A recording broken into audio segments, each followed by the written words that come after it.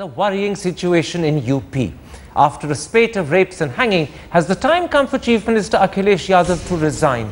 Or is that simply an emotional response which overlooks the fact the profile of rape in UP is by no means the worst in India? And now joining me to discuss the situation in UP and the demand for the Chief Minister's resignation is the former chairperson of the Congress Party in UP, Rita Bahuguna Joshi, the Lucknow-based journalist Sharath Pradhan, leading commentator Aarti Jerat, and the well-known activist and lawyer Abha Singh. Abha Singh, there have been a spate of rapes and hangings in UP in the last 2 weeks. Does this call for the Chief Minister's resignation in your eyes?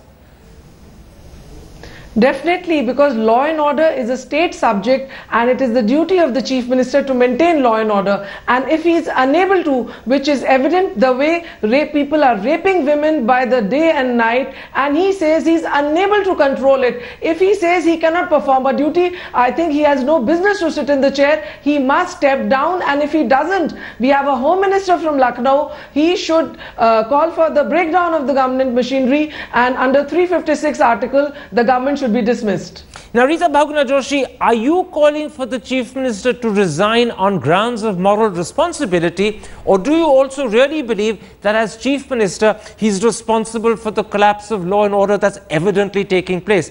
Because the argument some people make is that if the Chief Secretary, the Principal Home Secretary, 44 junior police officers and 36 junior IAS officers can be removed, then why can't the Chief Minister himself be removed?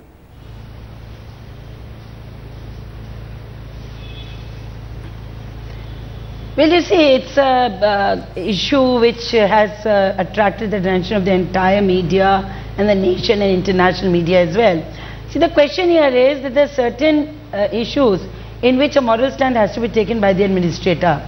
The entire UP is at the time scared with the law and order situation.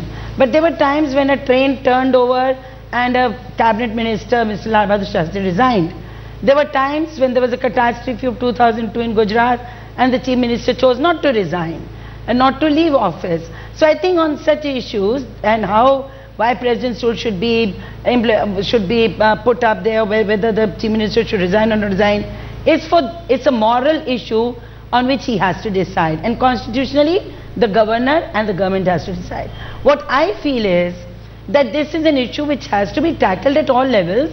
And the government, it is surprising, despite the fact that they're transferring, dismissing, or even removing their officers, yet they are unable to control the situation. So in this case, the government is appearing to be active, but ineffectual in terms of bringing results. So I feel that it has to be looked in a larger perspective. And we have to see that the government acts, and if it does not act, then there are ways, it's at a moral ground or whether it's administrative ground, then the decisions have to be taken at those levels. All right. But let me bring us few statistics to you. Just a moment, I'll come to statistics later. I'll come to statistics later, I promise you. But first of all, I want you to clarify one thing for me. You gave me a very long answer, but it wasn't a very precise answer. Did you end up by saying that at the end of that answer, the Chief Minister should resign? Or were you saying it's his decision and up to him? Clarify that for me first. Yeah, sure. It's for him to decide whether on a moral grounds he wants to stay or go. But the question here is that rape, murder, violence against women is such a big issue, and the way it has been, disturbing various states in our country is also to be taken into account. Is emitting office a solution to this? Is a question which everybody should debate. Aarti Jerat, I suppose what worries most people is the Chief Minister's cavalier attitude.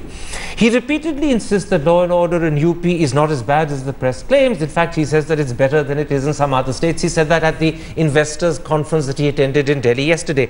He's even taunted journalists with those famous words, "You are okay, you're not in any danger, why are you complaining?"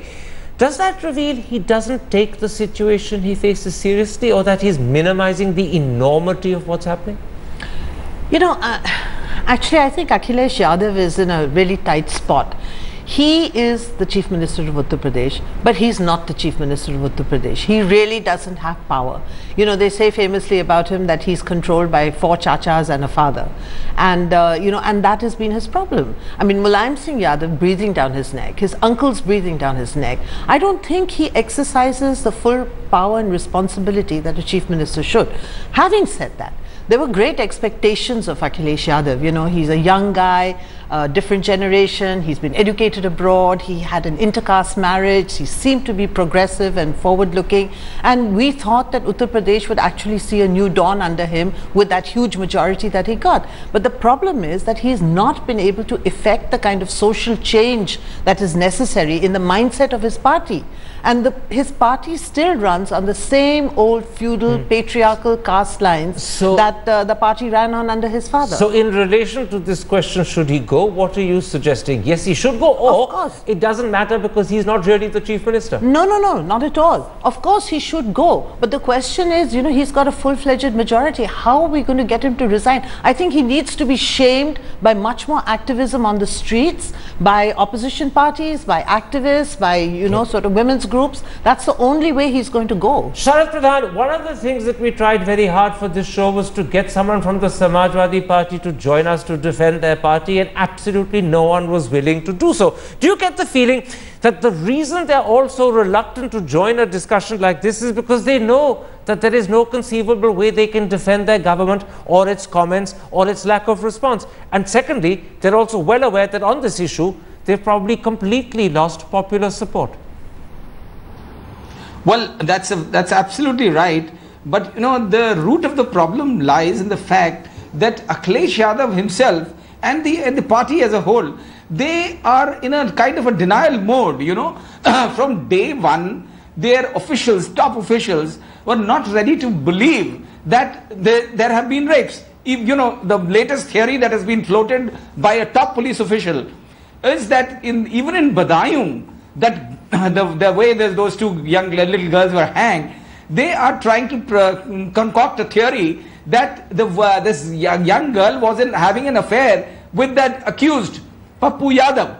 And because they were caught in the act, the poor Pappu Yadav tried to manage to save his life by running away from there. And the villagers, including the parents of the girl, they committed a kind of honor killing. This is the kind of theory which is being floated. Even in case of Hamirpur, where the instant, you know, the first reaction of the senior officials was that they suspended the sub-inspector. This is the case where a woman was gang raped inside the police station 3 days back.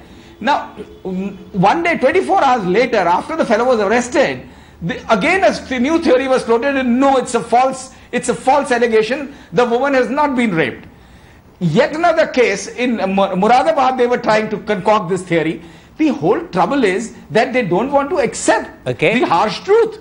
Yesterday, let me tell you, Mr. Thapar, yesterday, when the IG of Law and Order was addressing the media on this issue, and I myself asked him that please tell us the number of rapes that have taken place since Badaयूं. The fellow says we'll have to calculate. I can't give you the figure. I don't have the figure. So this is the attitude, because the mindset is such to deny completely, to try as much as. So when you don't accept a wrong, how are you going to take corrective measures? And as you have seen how the father, Mulayam Singh Yadav, talking about boys being boys, then the uncle, you know, that is most significant. Akhilesh's uncle Ram Gopal Yadav, who is not only his uncle, he is also the most important general secretary of the party and also known to be the think tank of the party. He is called Professor Saab. And he says that rapes are often, men are accused of rape because a relationship goes sour. Quite right. You know, such is the mindset. I take your point. Certainly guided by this uncle. I take your point. You built up a comprehensive case for saying that in fact the Samajwadi Party is in denial, and it's perhaps because they're in denial that they refuse to join programs like ours. But let me go back to Abbas Singh and explore with you your demand that the Chief Minister must resign. You were categoric about it. So too was Aarti Jerat, but Rita Bahuguna Joshi said she was going to leave it to the Chief Minister. But the question I want to put to you is this. Even if Akhilesh Yadav were to resign, what difference would it make? The Samajwadi Party has a clear majority. There's no real difference between his father, his uncle and the rest of his cabinet on this issue, either in terms of their ability or in terms of their attitude. You'd have a new chief minister who'd carry on the same way. So what purpose would be achieved by getting rid of this sitting chief minister and replacing him with another who's in no way different? See, there are two issues. One is, you are saying in the party only he steps aside, or maybe his other villainous uncle comes and becomes the chief minister. That position would be worse. But what we are seeing, that since this government is totally unable, it has gone into a denial mode. There's a total breakdown of law and order in the state. It should be the government as per se should be dismissed under Article 356. Go for fresh elections. This is a far-fetched thing for some people, but seeing the way UP is, UP was never so bad. Broad daylight, women are being raped, and not only that, Mr. Sharad Pradhan missed that in Mathura, when the rape victim was going with her mother to record her statement in the court, she was shot openly. She died outside the court. So this shows that the police is totally criminalized. Politicians are defending them, and we cannot have a state in the country. There are foreign tourists which are running away. India is getting a bad name just because of these states. And I think if we don't remove, at least symbolic, the message goes that the government of India is serious, the Home Minister is serious, and we rate crime against women as the worst sort of a crime. Now, Rita Bhagna Joshi, we've moved beyond calling for the resignation of the Chief Minister himself, and we've begun talking instead about dismissing the government outright. In other words, exercising Article 356 of the Constitution to dismiss the Samajwadi Party government. But as a politician who understands these things, would you accept that dismissing a government after the Bomai case and after the Sarkaria Commission guidelines is virtually almost impossible to do, unless there is an extremely serious and totally irrevocable breakdown? Because this is what the Sarkaria Commission advised the government. 356 must be used very sparingly in extreme cases as a measure of last resort, when all the other alternatives fail to prevent or rectify a breakdown of constitutional machinery in the state. Do you really believe we've reached that point to justify dismissing the government under 356, or would it be rash and risky to do?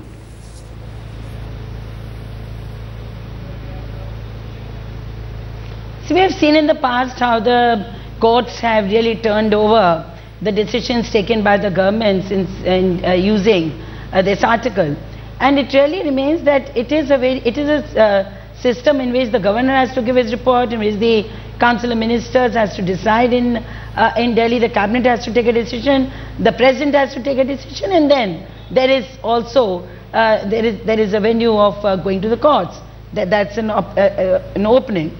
But the question here is, see, what I am worried about is the growing violence against women in the country. Now, how do you explain that within the 3 months of this very year, January to March, the best government which we say is in Madhya Pradesh and other places. In Madhya Pradesh, there have been about 1,200 cases of rape in 3 months from January to March. Absolutely. More than 900 cases in Rajasthan. Can I stop you? In the first 3 months. Can I stop you, Rita ji? You're widening the discussion. Now the question here is... Can I stop you? You're widening the discussion and you're raising an issue that in fact Akhilesh Yadav has himself raised, that people are not paying sufficient attention to the rape profile of UP because it's nowhere near as bad as of some other states. And I will come to that because I think it's an important thing for us to discuss. But before we get to that, answer this for me. Do you believe that the use of Article 356 would be unjustified? Give me a short, sharp answer to that.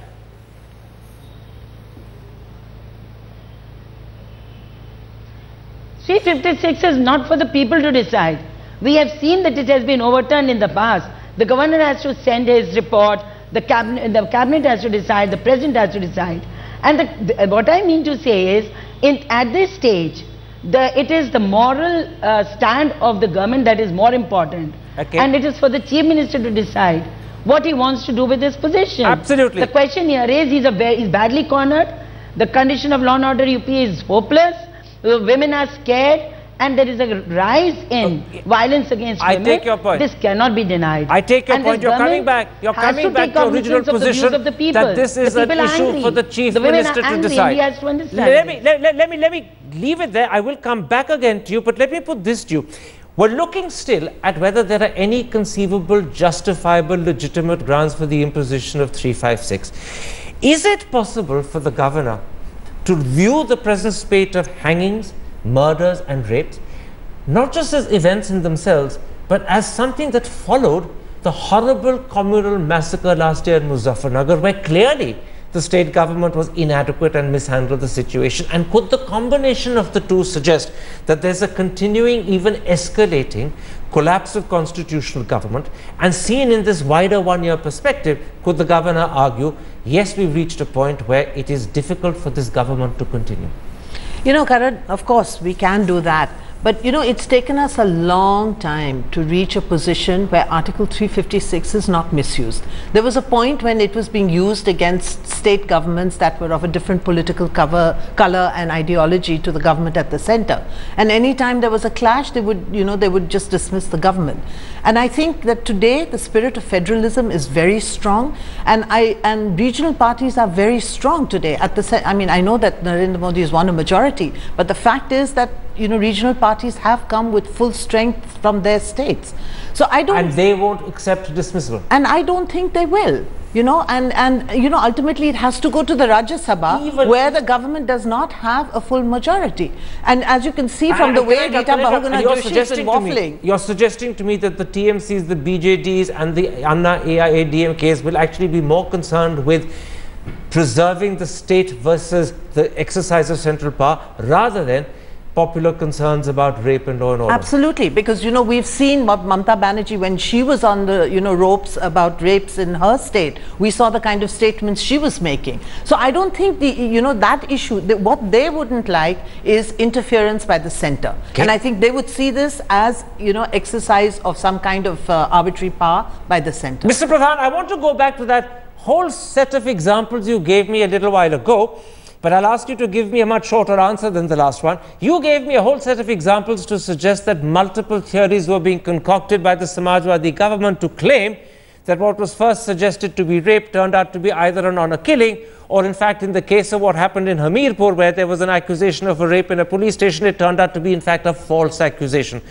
Now, these stories are in the papers, and today's Hindustan Times claims that the woman who made the accusation of the rape in the police station has herself come out and said that it wasn't a rape. Yeah. So what I put to you is this. It's very... You were skeptical, yeah. But many others who are not skeptical would say that, look, at least here you have a fluid situation where the facts are uncertain, or at least the facts seem to be changing. That being the case, do we have any grounds to consider 356? If the very foundation on which you want to build 356 keeps shaking, then where do we go? A quick, short answer. Well, I don't think the situation is ripe enough for 356, because using 356 without taking it to a logical conclusion would be a futile exercise. And under the present circumstances, it is not possible. And in case, but let me just point out that, you know, knowing the UP police, they are capable of turning a case into whatever they want. You know, there is such rampant corruption in the police, and there is kind of political nexus in the police, that anything under the sun is possible. So if the woman has reverted back and she has withdrawn her complaint, it speaks of some kind of undue influence or coercion on her, which has led to this. This happens in UP a day in and day out. All right, but I'd simply point out as a journalist, without in any way suggesting that I have no sympathy, that it is possible sometimes for people to make false accusations against the police too. You're dismissing that possibility, and you may well be right to do so. But clearly, when a governor has to use these facts to build up a case for 356, he needs to pay attention to both sides. So what you're agreeing with is that we don't have grounds for 356. Have I understood you correctly on that simple point? Yeah, absolutely. Yes, yes. There's not enough ground for 356. Let's then come very quickly, Abha Singh, to the argument that was being made by Rita Bahuguna Joshi, and which in a sense is an argument made by Akhilesh Yadav himself. He claims that in fact the rape profile of UP is neither fully understood nor truly appreciated. It's often exaggerated. And I tried to get data. The most recent data available is PRS data for the year 2011, and it shows that rapes per lakh in UP are 1.02, and UP has a population of 200 million, whilst rapes per lakh in Andhra Pradesh are 1.70, and the population is less than half of UP. Now, that fact suggests that in fact the problem of rape could be worse in Andhra than in UP. Is there a sense in which the immediacy and the rawness and the passion and emotion that this horrible incident of rape has created is making us somewhat blind to the wider profile of rape in UP, which may not be much worse than most states, it may be better than a few? That's the key issue I want to put to you. See, we are talking of Andhra Pradesh, for that matter. Madhya Pradesh is number 1 in the number of rapes that take place. But seeing the barbarity and the way the police is fudging records, the witnesses are being killed, you have to take it on totality. Are the cases being worked out? The police is being told that you don't take action. If anybody is caught, he is immediately let off if he is a Yadav or a Muslim. So the politicization and criminalization of police which has happened in UP is far much serious. You have to see the thing in totality. Madhya Pradesh and Andhra Pradesh, the law machinery may not have broken down to that extent which has happened in UP. And that is why this demand is there. In UP, the police is divided into Mayawati lobby, Yadav lobby. I think these things need to be put to an end, and the message has to go that it is the law and order which is supreme, and the rule of law has to prevail, not the rule of either Mayawati or Mulayam Singh Yadav. Jared, I want to go back for a moment to those rape statistics, simply because I think as journalists it's important that we should pay at least some attention to Akhilesh Yadav's claim that we are not fully understanding the rape profile. Now, one of the things the PRS data for 2011 shows is that West Bengal and Madhya Pradesh, with smaller populations, have a far greater number of rapes in the year 2011 than UP. But on the flip side, you'll notice the rate of increase between 2006 and 2011 for West Bengal was 36%. For Madhya Pradesh, it was 17.4%, but for UP, it was an astonishing 55%. Are those grounds that support Akhilesh Yadav because the actual number of rapes is lower than Madhya Pradesh and Bengal?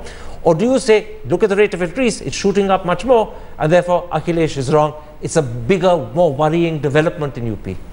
See, Karan, I don't think this is about statistics. It's not really 36% or, 1.2 per lakh or something. I think it's the attitude of the government that really matters here. What we have seen from the present government in UP is some really callous statements, and not just to do with the rape crimes, but also to do with the plight of the Muzaffarnagar riot victims. We had some really horrible statements coming from Mulayam Singh Yadav and Akhilesh Yadav on the plight of those victims, and some of whom were also subject to rape and so on and so forth. So I think, what we're really talking about here is the complete disconnect between the state administration and what's happening on the ground. And that's the worrying factor in UP. I'm going to come back to you, Rita Bhagna Joshi, with one more question on statistics, because you were the lady who actually brought up that discussion about the nature of the rape profile in UP. I ended my question to Arati Jared by pointing out that the rate of increase between 2006 and 2011 in UP was an astonishing and worrying 55%. Over the same period, the rate of increase in Rajasthan was 65%. In Kerala, it was 88%. And by the way, both of those are Congress-ruled states. So you come to the conclusion that actually the rape profile of a state doesn't make for an argument either way, because you could use the same rape profile and demand the dismissal of governments in Kerala. Surely, therefore, the answer is to look beyond statistics and to say it is to do with the inability of the government at the end of the day. And that means it's not a moral issue for the Chief Minister. It's an issue of failing to fulfill his constitutional duty. You, therefore, want to rethink your position. It's up to Akhilesh to go and change and agree with Abha Singh that he should go because he's failed.